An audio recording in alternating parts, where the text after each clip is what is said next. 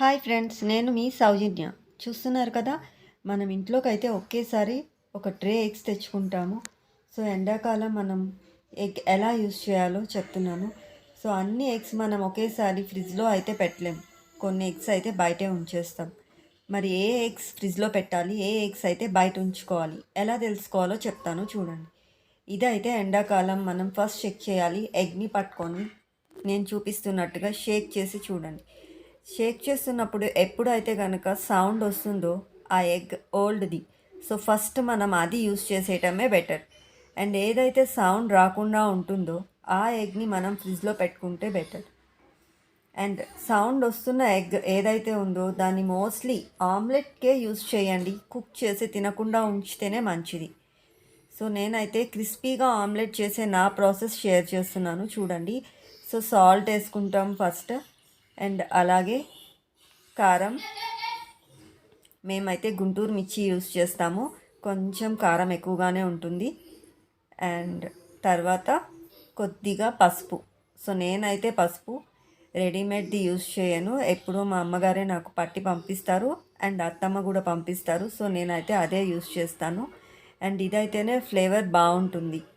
So మీరు కూడా రెగ్యులర్గా పట్టించిన పసుపు యూస్ చేయడానికే ట్రై చేయండి.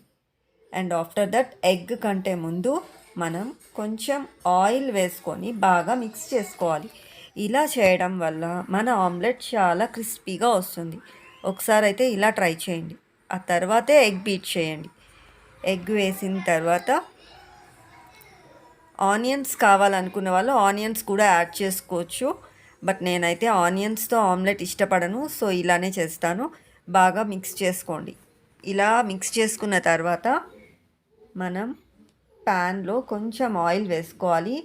అండ్ నేను ఎందుకు మళ్ళీ ఆయిల్ యాడ్ చేశాను అంటే బాగా బ్లెండ్ చేసే కొద్దీ మనకి ఆ ఎగ్ స్మెల్ అనేది రాకుండా ఉంటుంది.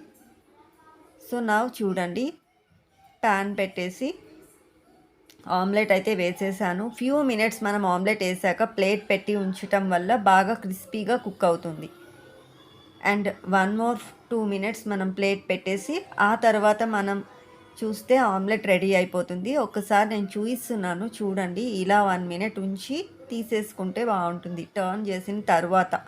సో ఇప్పుడైతే చూడండి, ఆమ్లెట్ అయితే చాలా క్రిస్పీగా రెడీ అయ్యి వచ్చింది.